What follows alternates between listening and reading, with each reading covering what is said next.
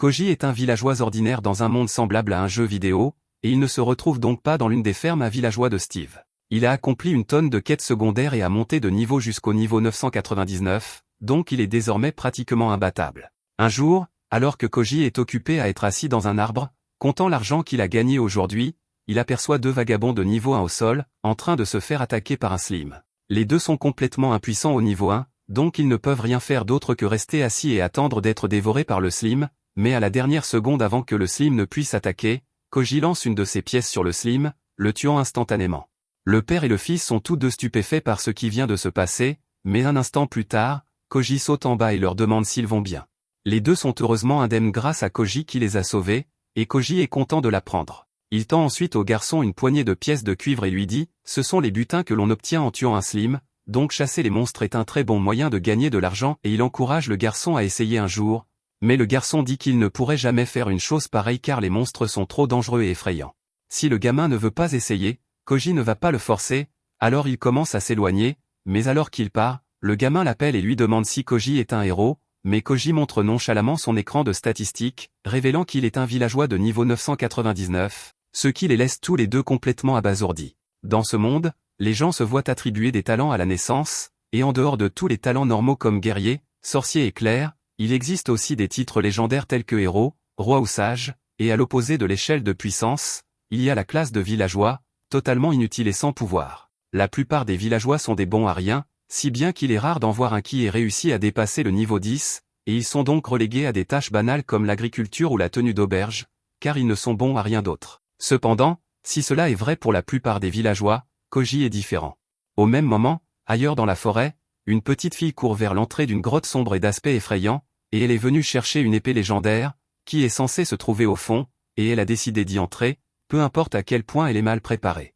Pendant ce temps, de retour en ville, Koji se dirige vers la guilde pour donner son rapport quotidien des quêtes qu'il a accomplies, et comme récompense, il reçoit 5 pièces d'or. Les autres aventuriers présents tournent tous la tête pour regarder Koji quand ils entendent qu'il reçoit 5 pièces d'or, car c'est beaucoup d'argent, et ils ne peuvent s'empêcher de se demander combien de monstres Koji a dû vaincre pour gagner autant d'argent, mais Koji ne prête pas attention au chuchoteur et s'en va. Il semble économiser 10 000 pièces d'or car il essaie de mettre la main sur un coffre à butin spécial, mais il n'est qu'à mi-chemin d'avoir économisé la somme requise, donc il lui reste encore du chemin à parcourir. Il se dirige vers le tableau des quêtes pour choisir de nouvelles quêtes, mais en chemin, il entend quelques aventuriers parler de la folie des monstres qui sont apparus récemment. La capitale a apparemment publié une offre d'emploi demandant aux aventuriers d'enquêter sur un endroit appelé la Caverne Ancienne, et bien que ce soit incroyablement dangereux, si vous réussissez, vous serez payé une fortune. Cela rapporte une pièce d'or pour 30 diables bleus que vous arrivez à tuer, et avec un tel tarif, Koji ne pourrait jamais laisser passer cette opportunité,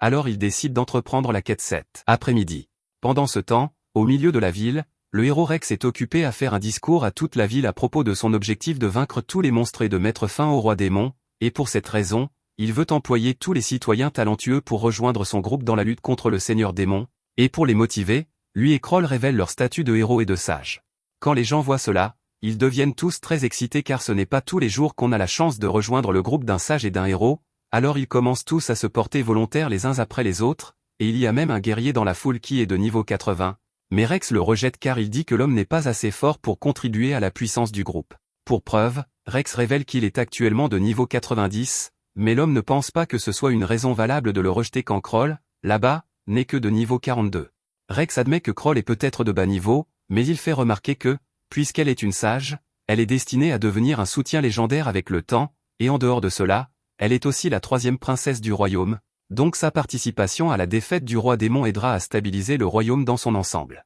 Les gens ne peuvent pas vraiment contester cela puisqu'il a un bon argument, et ils veulent tous toujours faire partie de l'équipe, donc le prochain volontaire est un vieux prêtre. Le prêtre pense que ses pouvoirs sacrés seront un atout contre les démons, mais même si cela est vrai, Rex le rejette quand même, affirmant que le prêtre est trop vieux pour un tel voyage, et si sa santé devait se détériorer en cours de route, il les ralentirait considérablement. Dans ce cas, un autre prêtre dans la foule lève la main et explique qu'il est aussi un prêtre de niveau 80 et qu'il n'a que 20 ans, donc il devrait répondre aux exigences de Rex, mais malgré le fait que le type soit parfaitement adapté, Rex le rejette quand même, et cette fois, il donne juste une raison bidon, disant qu'il ne peut pas imaginer le type devenir plus fort à l'avenir, donc ça ne vaut pas la peine de le recruter. Après cela, un autre prêtre lève la main, et cette fois c'est une jolie fille de 17 ans. Elle demande si elle répond aux exigences de Rex, et malgré le fait qu'elle soit encore inexpérimentée et seulement de niveau 50, Rex l'accepte immédiatement car il s'avère qu'il faisait juste des excuses plutôt parce qu'il ne voulait pas avoir un groupe de mecs dans l'équipe. Sur le côté,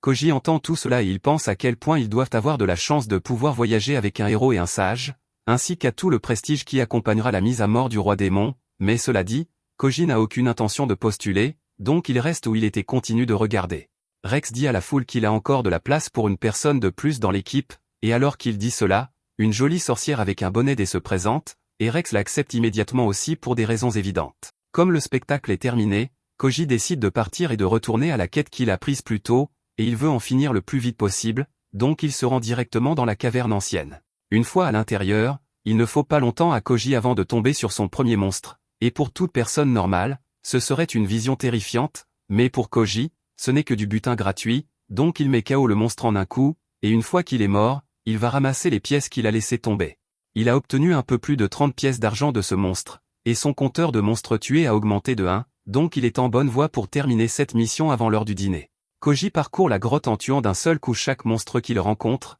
et à un moment donné, il reçoit un butin rare de l'un des monstres, obtenant une corne de diable bleu, et les cornes de diable bleu se vendent assez cher sur le marché, donc il prévoit de la vendre plus tard, mais personnellement, il n'a jamais compris pourquoi tout le monde s'emballe pour ces choses car elles lui ont toujours semblé complètement inutiles. Avant longtemps, Koji a déjà éliminé 15 diables bleus, et il est pile dans les temps pour finir avant la tombée de la nuit, mais, alors qu'il tourne au coin cherchant d'autres monstres à tuer, il finit par apercevoir le groupe du héros. Il se cache derrière les rochers car bien que le groupe du héros soit certainement compétent, cela ressemble à une bulle de drame prête à éclater, et il ne veut pas être impliqué, donc il part avant qu'il ne le remarque. Juste à ce moment, Tina mentionne aux autres qu'elle a cru sentir quelqu'un approcher à l'instant, même s'il n'y a personne d'autre ici, et Rex est tellement arrogant qu'il suppose que cela a dû être un des diables bleus qui les a repérés et a décidé de s'enfuir avant qu'ils ne puissent l'attaquer. Cela mis à part, Parna demande à Rex pourquoi il les a emmenés dans ce donjon alors que leur objectif est de tuer le roi démon, et que le château du roi démon est dans la direction opposée,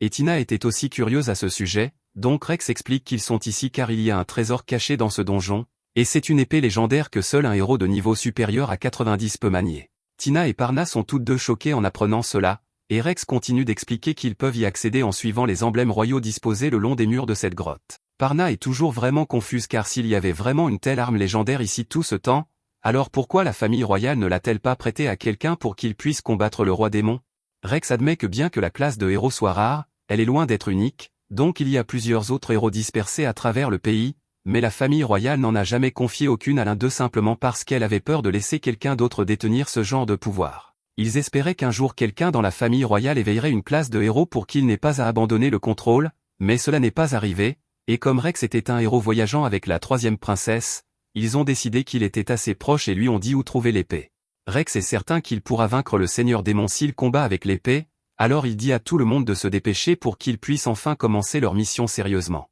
Pendant ce temps, ailleurs dans la grotte, la petite fille de tout à l'heure est toujours occupée à chercher l'épée légendaire, et d'après les cornes qui dépassent de sa tête, il est clair qu'elle est un démon. Du côté de Koji, il vient d'abattre son 28e démon, et il est assez satisfait de lui-même car il a déjà gagné 950 pièces d'argent et il a presque atteint son quota, donc il pourra bientôt rentrer chez lui. Cela dit, il trouve un peu étrange qu'il y ait eu autant de diables bleus dans la région récemment. Juste à ce moment, la fille de tout à l'heure passe en courant devant Koji, et il essaie de l'avertir qu'il n'est pas prudent d'emprunter ce chemin car il y a des démons par là, mais à sa surprise, la fille passe devant les démons sans aucun problème, et en voyant cela, il a une idée de ce qu'elle est vraiment. Du côté du groupe du héros, ils se sont tous battus sans arrêt pour se frayer un chemin jusqu'à la salle où l'épée légendaire est conservée, mais quand ils y arrivent, ils trouvent la fille debout devant la pierre, l'épée manquante. Ils se mettent immédiatement en garde car personne d'autre ne devrait connaître cet endroit, et ils peuvent sentir une forte mana émanant d'elle, donc ils commencent à soupçonner qu'elle pourrait être un démon. Ils exigent de savoir ce qu'elle a fait de l'épée,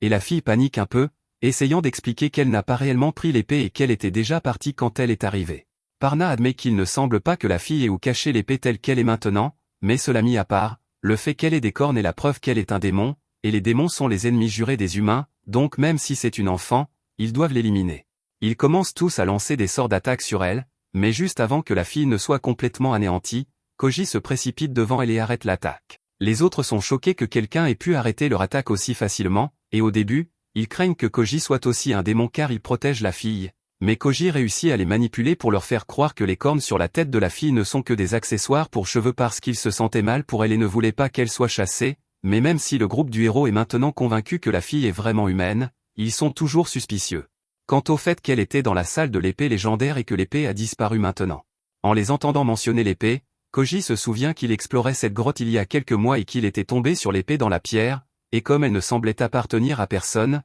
il a décidé de la prendre pour lui et de la vendre chez un prêteur sur gage pour un peu d'argent supplémentaire. Il s'excuse pour cela car il n'avait aucune idée que l'épée était importante à l'époque, mais Rex et les autres n'arrivent pas à croire ce qu'ils entendent car cette épée était imprégnée de magie qui devrait rendre impossible pour quiconque autre qu'un héros de la soulever. Koji admet que l'épée était assez lourde quand il a essayé de la soulever, mais il a réussi à forcer le passage avec sa force brute à la fin. Le groupe a du mal à croire l'histoire de Koji car elle semble si ridicule, donc pour le leur prouver, Koji soulève nonchalamment la pierre qui tenait l'épée, un exploit qui devrait être encore plus impossible que de simplement retirer l'épée par la force brute. Étonnés, ils demandent tous à Koji quel est son niveau, et Koji les informe qu'il est de niveau 999, ce qui stupéfie absolument le groupe. Ils auraient du mal à le croire s'ils ne regardaient pas son écran de statistiques en ce moment, mais le fait reste qu'il a essentiellement volé et perdu le trésor qu'ils allaient utiliser pour vaincre le Seigneur Démon, donc Kroll demande à Koji de rejoindre leur groupe et d'utiliser sa force pour les aider à vaincre le Seigneur Démon. Cependant, à sa surprise,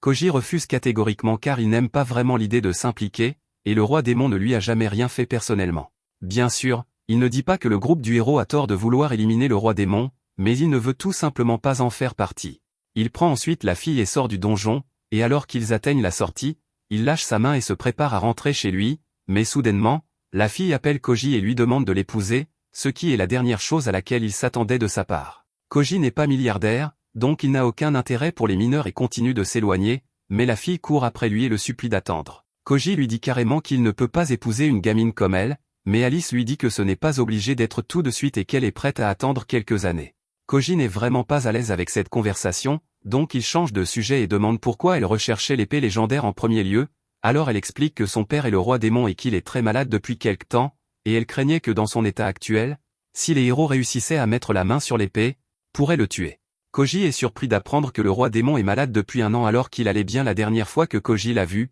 et Alice est surprise d'apprendre que Koji connaît son père, mais Koji dit qu'il est juste tombé sur le roi démon une ou deux fois il y a quelques années. Alice demande si c'est pour cela qu'il a refusé d'aider les héros à tuer le roi démon, mais Koji dit que ce n'est pas ça. Il ne pense tout simplement pas que tuer le seigneur démon ferait du bien. Après tout le problème est causé par le fait que les démons libèrent du miasme qui crée à son tour des monstres qui attaquent les humains. Les démons eux-mêmes ne souhaitent pas intrinsèquement nuire aux humains, mais simplement par leur présence, ils font souffrir les humains, donc faire quelque chose comme tuer le roi démon serait inutile à long terme. Alice dit qu'elle essaie de travailler pour une coexistence pacifique entre les humains et les démons, et pour cela, elle doit prouver que les deux espèces peuvent s'entendre, c'est pourquoi elle veut épouser Koji, mais Koji refuse toujours, et il dit à Alice que ce qu'elle espère est pratiquement impossible. Les démons ne sont pas vraiment différents des humains, à part le fait que leur miasme crée des monstres, et tout le monde le sait déjà, mais les humains continuent d'essayer de tuer les démons pour arrêter les attaques de monstres, et les démons doivent tuer des humains pour se défendre, ce qui ne fait qu'alimenter davantage le ressentiment.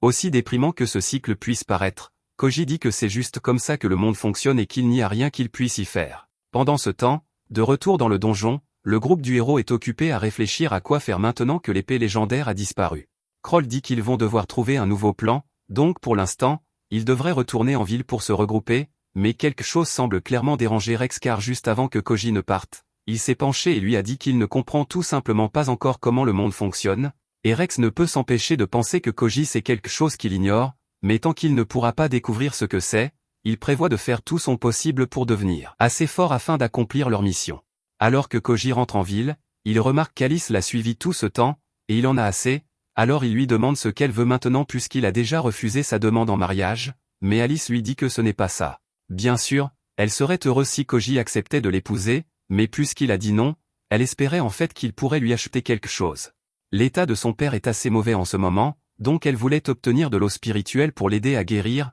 mais le médicament n'est vendu que dans la ville humaine et Alice ne peut pas y aller car, avec le miasme qui s'échappe de ses cornes, les gens découvriraient instantanément qu'elle est un démon. Elle mentionne également qu'elle a apporté l'argent pour l'acheter, et en disant cela, elle sort un sac de 500 pièces d'argent, mais Koji lui dit que l'eau spirituelle coûte en réalité 10 pièces d'or, donc ce qu'elle a n'est pas du tout suffisant. Alice n'avait aucune idée que le médicament serait si cher, alors elle demande à Koji s'il serait prêt à lui prêter l'argent pour l'acheter. Koji ne répond pas tout de suite et demande plutôt si elle pense que le médicament va vraiment résoudre quoi que ce soit car même si son père va mieux, les humains vont toujours le poursuivre et finiront par réussir à le tuer. Alors il lui demande si elle ne ressent pas au moins un peu de ressentiment envers l'humanité pour cela, mais du point de vue d'Alice, détester l'humanité ne l'aiderait pas à résoudre ses problèmes, c'est pourquoi elle préfère plutôt concentrer son énergie à essayer d'unir les humains et les démons pour qu'ils puissent tous s'entendre, d'autant plus qu'elle sait qu'il y a des humains comme Koji qui ne sont pas hostiles envers les démons. Koji est surpris par sa réponse, mais il peut respecter son dévouement,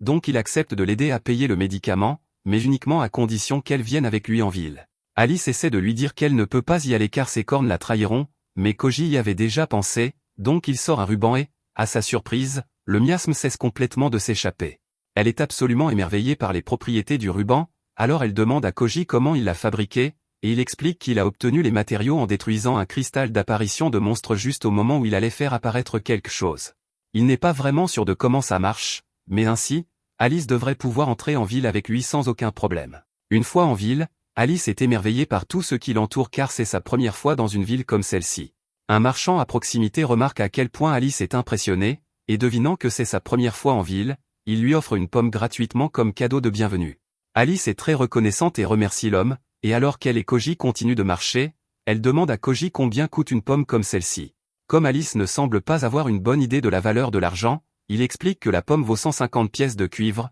et que 10 000 pièces de cuivre équivalent à une pièce d'argent, ce qui est suffisant pour s'offrir un festin complet. 1000 pièces d'argent équivalent à une pièce d'or, ce qui peut acheter une petite maison. Cela signifie que 10 pièces d'or est une somme assez importante à payer pour l'eau spirituelle, et en fait, c'est tellement cher que même certains nobles ne peuvent pas se le permettre. Alice demande à Koji s'il est vraiment d'accord pour dépenser autant d'argent pour elle, mais il dit que ça va car il peut probablement faire rembourser le roi démon plus tard. Après avoir dîné avec Alice, Koji la ramène dans sa chambre et lui dit d'attendre ici un moment car il y a quelqu'un qu'il veut amener, mais quand Koji revient enfin, Alice est morte de peur car il a amené un grand homme costaud avec lui. Elle s'évanouit sur place de frayeur, mais après avoir repris connaissance, Koji explique que c'est son amie, Takako, et bien qu'elle n'en ait pas l'air, c'est en fait une nonne de niveau 124. Il dit à Alice qu'elle n'a pas à s'inquiéter pour Takako car il lui a déjà dit qu'Alice est un démon, et Takako s'en fiche. Il fut un temps dans la vie de Takako où elle pensait que tous les démons devaient être éradiqués, mais un jour, alors qu'elle était blessée et sur le point de mourir, un démon lui a sauvé la vie, et depuis lors, elle a abandonné l'idée de chasser les démons. Il prévoit d'escorter Alice jusqu'au château du Seigneur Démon demain, mais soudainement, des monstres commencent à pleuvoir du ciel, et il est révélé qu'un général démon est derrière l'attaque. Il s'adresse à toute la ville et leur dit de se soumettre au pouvoir des démons car c'est une invasion, et il est certain qu'ils n'ont pas la puissance de riposter contre autant de monstres, mais quand Koji se retrouve face à face avec l'un des sangliers, il le lance simplement en l'air pour éliminer un des oiseaux, mais il réalise ensuite que l'argent est tombé quelque part en ville, donc il se précipite pour aller le ramasser. Pendant qu'il est occupé à faire cela, Takako protège Alice, mais elles finissent bientôt par tomber sur le groupe du héros, et ils essaient actuellement de rallier les gens pour riposter contre les démons et abattre les oiseaux avec toute la puissance de feu dont ils disposent. Alors qu'ils s'apprêtent à déchaîner un barrage dans le ciel, Koji apparaît et les arrête. Il dit au groupe que ce qu'ils s'apprêtent à faire est incroyablement stupide car ils n'ont pas pris en compte le fait que s'ils ratent leur tir, ceux-ci vont retomber directement sur eux, et même s'ils parviennent à abattre tous les oiseaux, cela forcera simplement le démon à libérer tous ces monstres d'un coup. Kroll admet que Koji a raison, mais elle lui demande s'il a de meilleures idées, et à cela, Koji lui dit qu'il va monter parler au général démon pour savoir ce qu'il veut. Les autres pensent que c'est une idée terriblement risquée, mais avant qu'ils ne s'en rendent compte, Koji a déjà bondi dans les airs, et avec un petit coup de pouce de Takako, il réussit à atterrir sur le dos de l'oiseau du général démon pour pouvoir lui parler.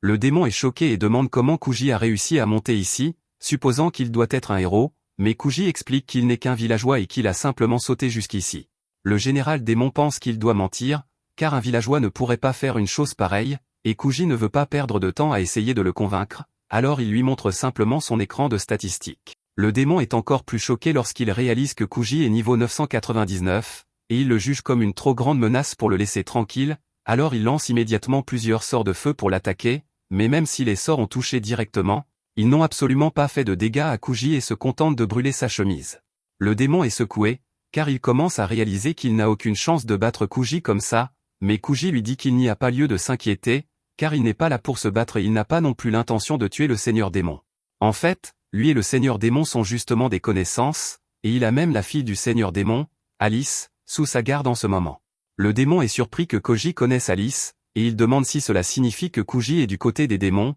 mais Kuji précise qu'il n'a tout simplement pas d'intérêt à tuer des démons. Quoi qu'il en soit, la raison pour laquelle il est monté ici en premier lieu était parce qu'il avait une question pour le démon, alors il lui demande si c'est vraiment le seigneur démon qui a ordonné cette attaque. Le démon pense que c'est une question stupide, car, bien sûr, le seigneur démon serait celui qui autoriserait une attaque comme celle-ci, et il demande pourquoi Kuji prendrait la peine de poser une question aussi évidente, alors Kuji explique que, d'après ce qu'Alice lui a dit, le seigneur démon était actuellement trop malade pour bouger, et que cela signifie qu'il ne serait pas en état de donner l'ordre d'une invasion, alors il demande au démon s'il se souvient vraiment d'avoir reçu l'ordre d'invasion directement du seigneur démon. Le général démon réfléchit un instant, et il finit par réaliser que, bien que le seigneur démon soit présent lorsque l'ordre a été donné, il n'a rien fait ni bougé de sa chaise de tout le temps, et celui qui a effectivement donné l'ordre était son conseiller. Il est clair que quelque chose ne tourne pas rond, alors le général démon prévoit de rentrer dès que possible pour confronter le conseiller et exiger des réponses, mais Koji lui dit d'attendre,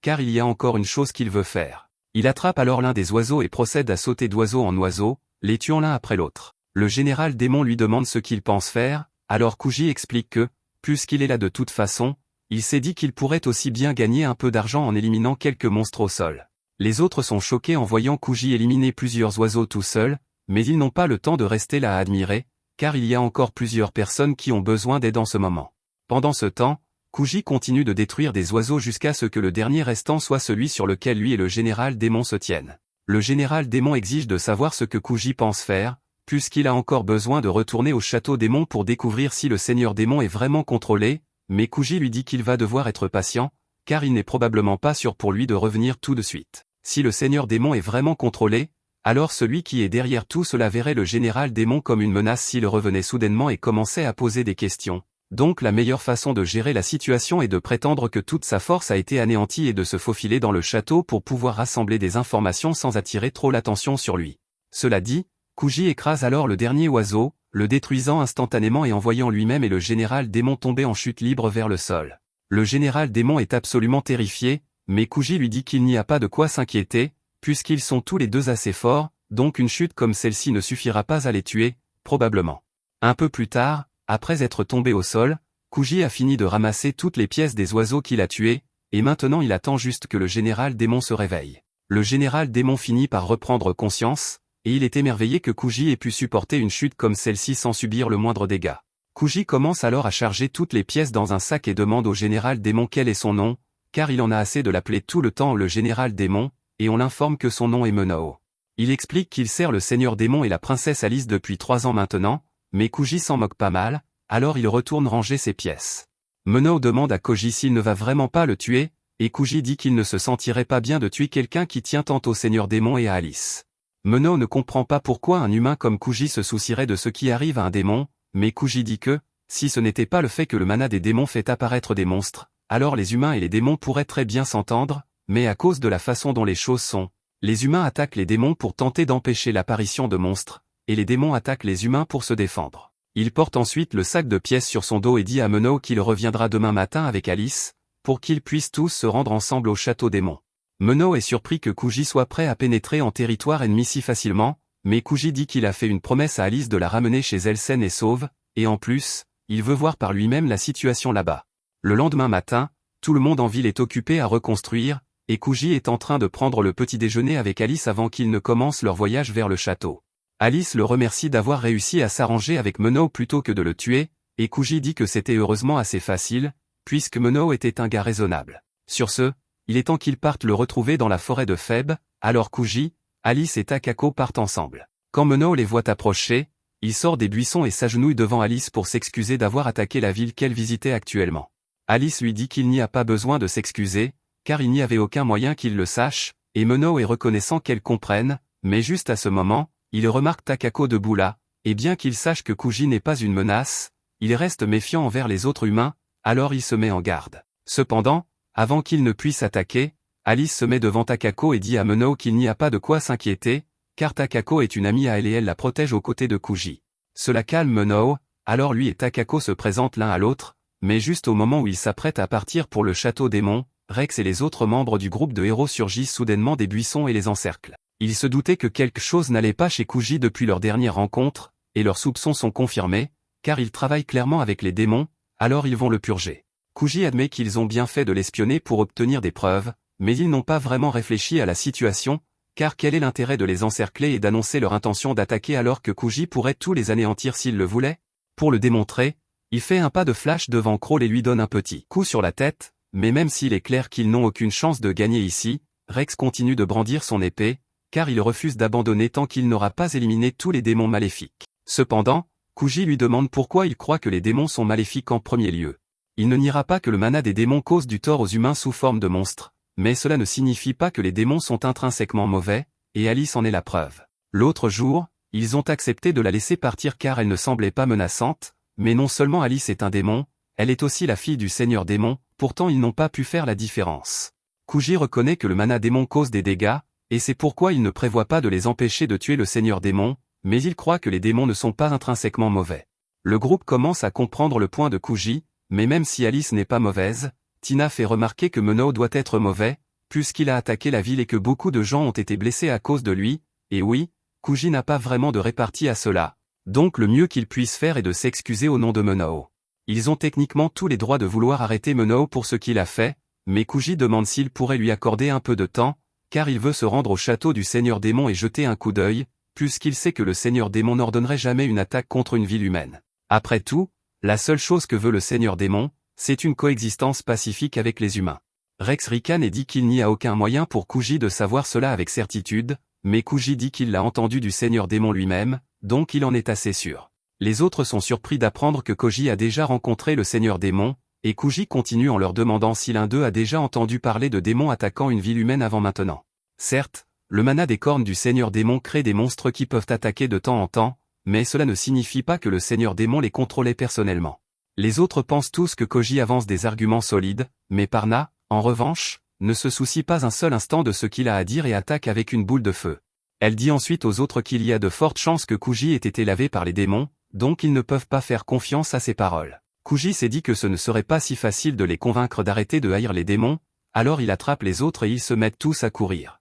Rex et son équipe veulent les poursuivre, mais Tina tombe, alors ils sont obligés de vérifier son état. Quand ils reprennent la poursuite, Kuji et les autres sont déjà loin, et Rex essaie de se convaincre qu'il fait la bonne chose en combattant pour éradiquer tous les démons, puisque c'est la seule façon d'empêcher l'apparition de monstres, mais Parna, elle, n'a jamais remis en question sa motivation une seule seconde, car elle se souvient de ses proches tués sous ses yeux par un démon, et aucune quantité de Utok no Jutsu ne suffirait jamais à lui faire pardonner la race démoniaque pour cela. Plus tard dans la nuit, Kuji et les autres montent un campement tout en planifiant l'itinéraire qu'ils vont prendre pour aller au château démon, et selon la carte, ils vont devoir passer par les îles Aros, mais c'est encore loin d'ici, donc pour l'instant, Takako pense que leur objectif immédiat devrait être d'atteindre la ville de Samuria, car c'est beaucoup plus proche. Cependant, il y a toujours le problème du mana démoniaque de Mono, car il ne voudrait pas qu'il soit découvert. La meilleure solution serait d'utiliser l'une des griffes que Koji a données à Alice pour supprimer son mana, mais il n'en a qu'une seule, donc Mono va devoir rester caché autant que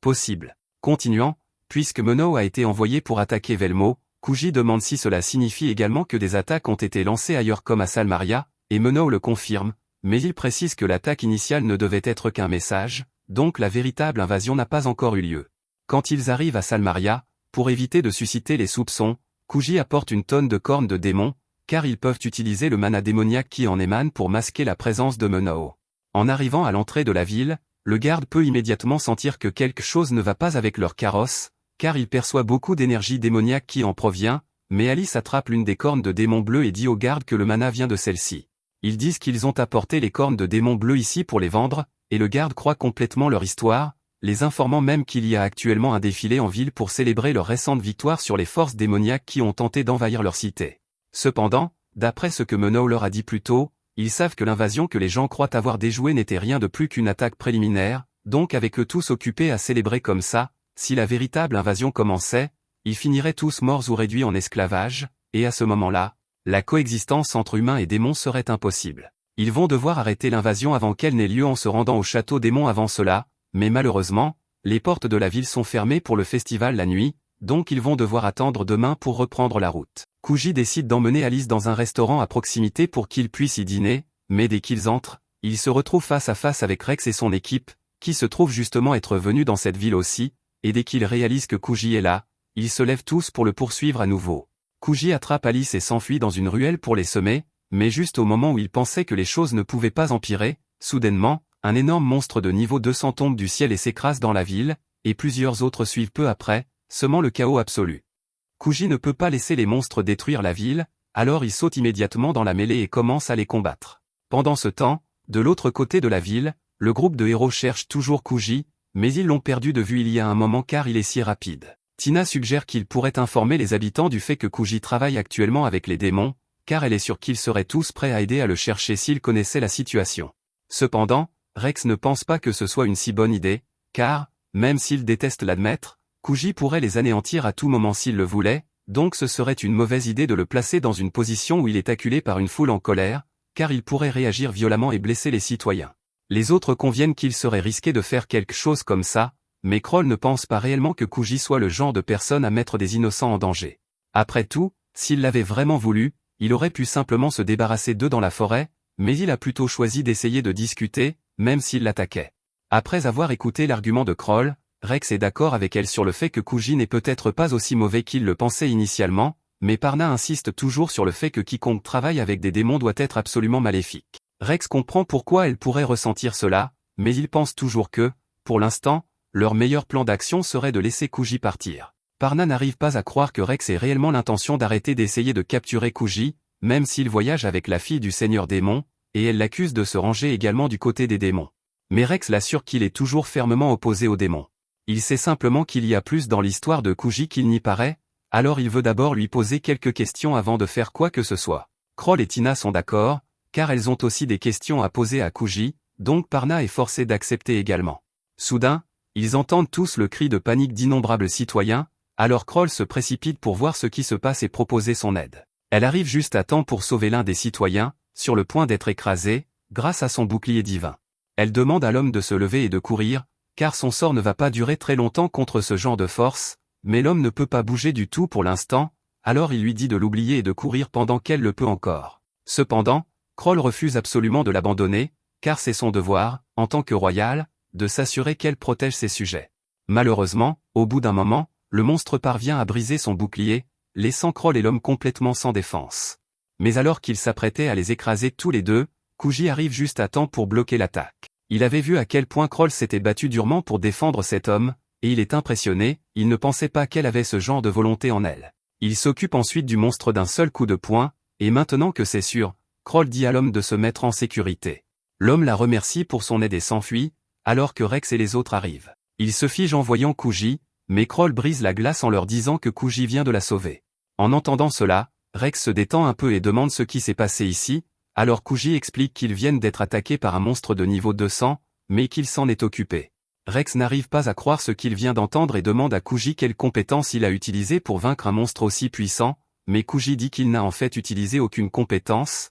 il l'a juste frappé très fort. Rex a du mal à croire qu'un tel monstre puisse être abattu par une attaque de base comme celle-ci, mais Kroll l'assure que ce que Kuji vient de dire est vrai, car elle l'a vu de ses propres yeux. Juste à ce moment, Alice rattrape Kuji et elle devient très nerveuse en voyant Rex et les autres, car elle pense qu'ils vont l'attaquer à nouveau. Mais Rex précise qu'ils veulent juste parler et lui poser quelques questions. Kuji est prêt à répondre à toutes les questions qu'il pourrait avoir, mais il dit qu'il faudra attendre qu'il ait fini de gérer la situation en ville. Cependant, avant que Kuji ne s'enfuit, Parna lui demande s'il n'essaie vraiment pas d'aider les démons à gagner la guerre, mais Kuji n'a aucune idée d'où elle tient cette idée, car il a clairement dit depuis le début qu'il est neutre. Alors que Kuji dit cela, l'un des gardes de la ville arrive en courant vers tout le monde et leur crie de s'enfuir immédiatement. Rex suppose qu'il doit s'agir des grands monstres qui ont atterri en ville, mais le garde explique que c'est bien pire que cela, il vient de voir une armée massive de monstres, forte d'environ 10 000, marcher vers la ville. Ils sont tous choqués en entendant cela, et si ce que dit le garde est vrai, alors les habitants de cette ville n'ont aucune chance. Rex dit qu'ils vont devoir se retirer et mettre autant de personnes que possible en sécurité, et Kroll demande l'aide de Kuji. Il dit qu'il est plus qu'heureux d'aider, mais d'abord il doit appeler ses amis à l'auberge, et en attendant, il demande au groupe de héros de l'aider à veiller sur Alice. Ils sont tous choqués de l'entendre dire cela, car ils ont déjà clairement fait savoir que les démons sont leurs ennemis jurés, et Rex demande pourquoi Kuji serait prêt à laisser Alice sous leur garde alors qu'il pourrait simplement la tuer dès qu'il sera parti. Cependant, Kuji fait remarquer que si Rex avait vraiment l'intention de la tuer, il ne prendrait pas la peine de l'en avertir à l'avance. D'ailleurs, ils ont dit qu'ils avaient des questions auxquelles ils voulaient qu'il réponde, et ils ne pourront pas obtenir de réponse de sa part s'ils découvrent qu'ils ont blessé Alice. Parna fait remarquer que, pour sa part, Elle n'a aucun intérêt à poser des questions à Kuji, donc elle n'a aucune raison de laisser Alice en vie, et Kuji n'a pas vraiment de réponse à cela. Alors il leur demande à nouveau, s'il vous plaît, de veiller sur elle pour lui, avant de s'enfuir. Parna dit à Alice qu'il semble que Kuji l'ait abandonné, mais Alice dit que ce n'est pas vrai. Il leur fait assez confiance pour croire qu'ils ne lui feront pas de mal, et si Kuji leur fait confiance, alors Alice va choisir de leur faire confiance aussi. Kroll assure à Alice qu'elle n'a rien à craindre, car elle en est venue à apprendre que Kuji n'est pas une mauvaise personne, et qu'au minimum, Alice n'est pas un démon dangereux, donc ils ont l'intention de tenir leur promesse et de la protéger. Après cela, Alice et les autres aident à diriger les citoyens alors qu'ils évacuent la ville, tandis que Kuji s'enfuit seul. Peu de temps après, Takako et Menao finissent par rencontrer le groupe de héros, mais étrangement, Kuji n'est pas avec eux, ni Menao ni Takako n'ont réellement vu Kuji, même s'il a dit qu'il allait les appeler, donc Alice ne peut s'empêcher de s'inquiéter, car elle n'a aucune idée de ce que Kuji manigance. Juste alors, un garde court vers le groupe et demande leur aide, car il vient de voir un homme courir affronter toute l'armée de monstres seul, et il est inquiet, il pense que le type n'a aucune chance, alors il les supplie d'aller le sauver. Tout le monde réalise que la personne à laquelle il fait référence doit être Kuji, et Alice commence à s'inquiéter. Elle sait que Kuji a très probablement décidé d'essayer de vaincre les monstres par lui-même, car si cette ville était détruite, cela élargirait encore plus le fossé entre les humains et les démons, et la coexistence deviendrait pratiquement impossible. Mais même avec toute la force de Kuji, il va encore avoir beaucoup de mal à faire face à une armée aussi nombreuse, alors tout le monde décide de se rendre en première ligne pour l'aider. Pendant ce temps, sur le champ de bataille, Kuji fait actuellement de son mieux pour repousser l'armée de monstres qui se rapproche, et alors que les autres arrivent, il le repère au milieu d'un combat intense. Les membres du groupe de héros demandent à Takako pourquoi Kuji a choisi de venir se battre seul, alors qu'il avait des gens pour le soutenir, et elle explique que c'est probablement parce qu'il ne veut pas que quelqu'un d'autre meure. Kroll demande ce que Takako entend par là, alors elle continue en expliquant que Kuji se bat pour le bien des humains et des démons, si quelqu'un de l'un ou l'autre camp devait mourir, cela rendrait la réalisation de l'unification beaucoup plus difficile pour lui, avec tout le ressentiment grandissant. Rex est surpris d'apprendre que le but de Kuji est l'unification des deux races, mais même au niveau 999, affronter une horde de monstres comme celle-ci est carrément imprudent. Takako est d'accord avec lui, mais elle dit que Kuji ne s'est jamais soucié de savoir si une décision est imprudente ou non. En fait, il n'a aucune peur de mourir, et la seule chose qui continue de le pousser est la volonté d'accomplir son objectif. Rex demande ce qui a bien pu arriver à Kuji pour le rendre si déterminé à atteindre son but, et Takako explique que le passé de Kuji n'est pas si différent de celui de Rex. Parce que, tout comme Rex, quand Kuji était jeune, son père a été tué par un monstre. Au début, Kuji a juré de se venger de tous les démons pour ce qui était arrivé à son père, et il a commencé à s'entraîner sans relâche pour devenir assez fort afin d'accomplir sa vengeance. Il a rapidement réalisé que la classe villageois était conçue pour être faible, et tenter de combattre des monstres en tant que villageois mettrait sa vie en danger constant, même contre les plus faibles des monstres. C'est pourquoi aucun villageois ne prenait la peine d'essayer de combattre les monstres, mais Kuji n'a jamais abandonné. Au bout d'un moment, il a réalisé qu'en échange d'être plus faible que toutes les autres classes, les villageois peuvent monter de niveau beaucoup plus rapidement que les autres, à condition qu'ils fournissent les efforts. À l'âge de 9 ans, Kuji avait déjà atteint le niveau 53. Mais un jour, alors qu'il rentrait chez lui comme d'habitude,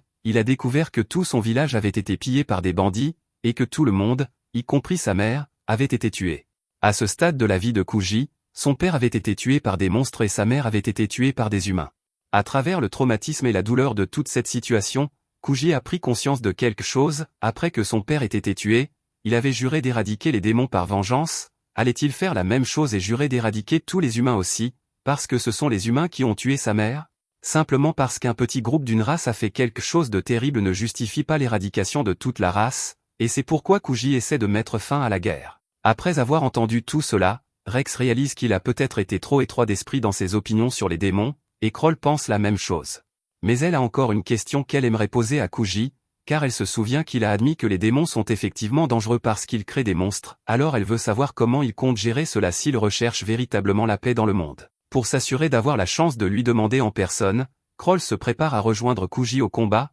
et Rex et les autres acceptent de l'accompagner. Mais Parna précise qu'elle n'a toujours pas changé d'avis sur les démons. Menao et Takako prévoient également de rejoindre Kuji, alors Takako dit à Alice de trouver un endroit sur où se cacher entre-temps, avant de se précipiter pour rejoindre le combat. Pendant ce temps, Kuji commence à manquer d'énergie, car il combat tous ces monstres depuis un moment maintenant, et sa compétence de récupération n'arrive pas à suivre tous les dégâts qu'il a subis, donc les choses ne s'annoncent pas bien pour lui. Il finit par être coincé par un groupe de monstres, mais avant qu'il ne puisse l'achever, il est sauvé par un éclair de foudre sacré de Rex. Kuji est choqué de voir que le groupe de héros est réellement venu l'aider, et il demande ce qu'ils font ici. Alors Kroll dit qu'elle a encore des questions à lui poser, donc elle ne peut pas le laisser mourir ici, et Rex dit qu'en tant que héros, il ne peut pas laisser Kuji faire tout le combat tout seul. Meno et Takako se joignent également à eux peu après, et pendant qu'ils retiennent les monstres, Tina s'approche de Kuji et commence à le soigner, car il est dans un assez mauvais état. Kuji leur dit qu'il ne devrait vraiment pas être ici, car il y a de fortes chances qu'il meure, mais Kroll l'assure que personne ne va mourir, et ils ne laisseront pas Kuji mourir non plus, donc ils devraient avoir confiance en eux. Kuji comprend, donc après que Tina ait fini de le soigner, il se lève et dit à tout le monde d'éliminer autant de monstres que possible, et de battre en retraite si les choses deviennent trop dangereuses, car il ne veut perdre personne ici ce soir. Cependant, même si Kuji dit tout cela, il ne faut pas longtemps avant qu'il ne soit pris par surprise par un énorme rocher lancé par l'un des monstres, et il finit par être gravement blessé. Mais comme il n'est plus seul, Tina vient le soigner à nouveau pendant que les autres le couvrent, et Kuji doit admettre que c'est agréable d'avoir une équipe complète sur laquelle il peut compter.